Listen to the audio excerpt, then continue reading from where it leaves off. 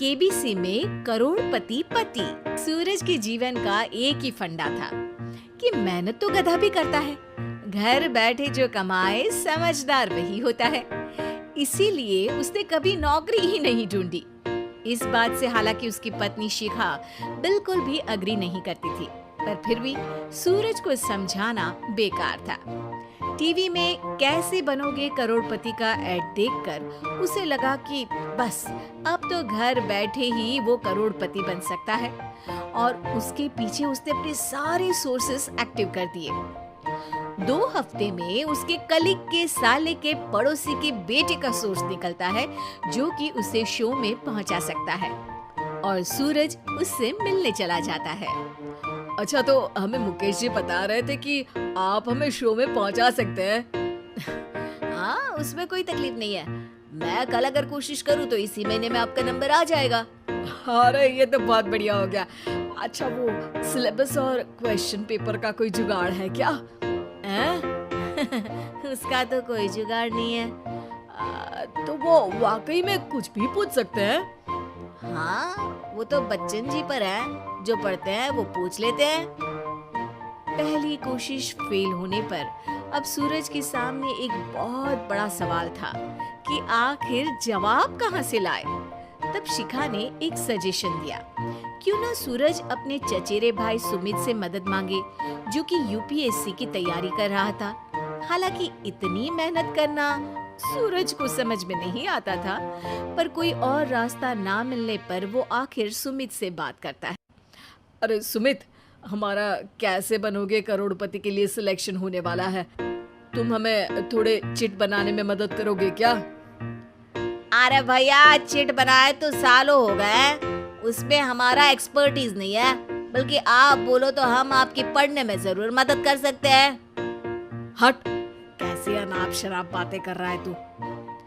सूरज ने सुमित को मना तो कर दिया था, पर तैयारी करने के सिवाय कोई चारा उसे दिख भी नहीं रहा था, खासकर जब 12 के पेपर लीक करने के एक्सपर्ट शुक्ला जो भी हाथ जोड़ लेते हैं।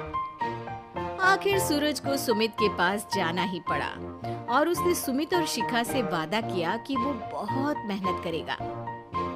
1 महीने की तैयारी के बाद फाइनल हुआ कि शो से 1 हफ्ते पहले एक ट्रायल खेला जाएगा, जहां पर सारे रिश्तेदार ऑडियंस की जगह पर होंगे और शिखा सवाल पूछेगी। दूर दराज से भी रिश्तेदार आकर हाजिर हो गए देखने कि आखिर कैसे बनेगा सुमित करोड़पति। सब कुछ सेट था, और इतने में सूरज आकर अपना स्पीच देता है। ये 1 महीना मेरे लिए आसान नहीं था, पर अपने भाई सुमित और अपनी पत्नी शिखा की मदद से मैं इतनी दूर पहुंच पाया हूँ। मेरे मम्मी पापा के आशीर्वाद ने भी बहुत साथ दिया है मेरा। मैं उम्मीद करता हूँ कि आज के शो में आप लोगों को बहुत मजा आएगा। साक्षी पहला सवाल पूछती है और पूरे कमरे में सन्नाटा छा जाता है। इंडिया में कितने स्टेट्स हैं? 3, सॉलिड, लिक्विड और गैस। अरे रुकिए, तो ऑप्शंस तो देने दीजिए। इतने में 5वीं कक्षा का चिंटू बोल उठता है। अरे क्या मामा, आप तो पहले सवाल पर ही आउट हो गए। अरे बेटा, पहला सवाल तो ट्रायल होता है ना। अरे तुम अब देखना। देखने जैसी बात तो थी ही। सूरज को इतना शांत किसी ने नहीं देखा था। कभी कभी तो लगता था मानो सूरज आँख खोलकर ही सो गया हो। मामा जल्दी करो प्लीज, कल सुबह पनवेल भी तो निकलना है। अरे हट, कंसंट्रेट करने दे मुझे। 3 सवाल में 3 लाइफलाइन खत्म हो चुकी थी, और अब चौथे सवाल पर भी सूरज का मौन नहीं टूटा, पर सूरज अभी भी हार मानने को तैयार नहीं था। उधर हर कोई सूरज को छोड़ सुमित को देख रहे थे। आखिर सुमित ने ही तो पढ़ाया था सूरज को। गजब बेइज्जती है यार। अरे बेटा, तो बाप का, दादा का, भाई का, सबका नाम बुड़वाएगा। अरे 3 लाइफलाइन ले ली तो भी तेरा कुछ नहीं होना है। अरे कोई इतनी बात करता है क्या शो पर? अरे बेटा, शो पर तेरे जैसे भी तो नहीं आते ना।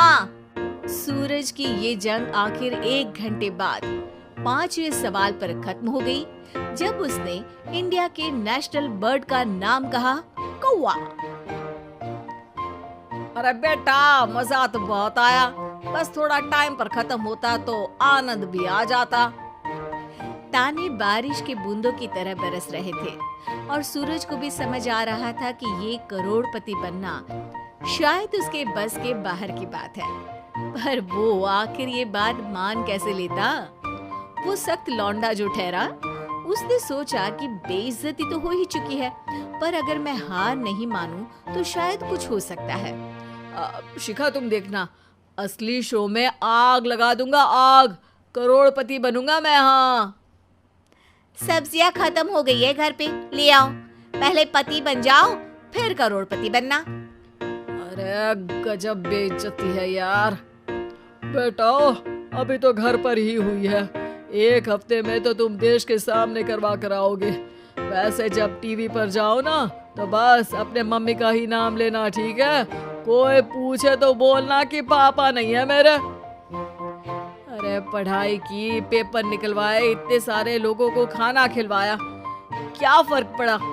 इसीलिए मैं कहता हूँ कि मेहनत तो गधा भी करता है, घर बैठे जो कमाए वही सिकंदर।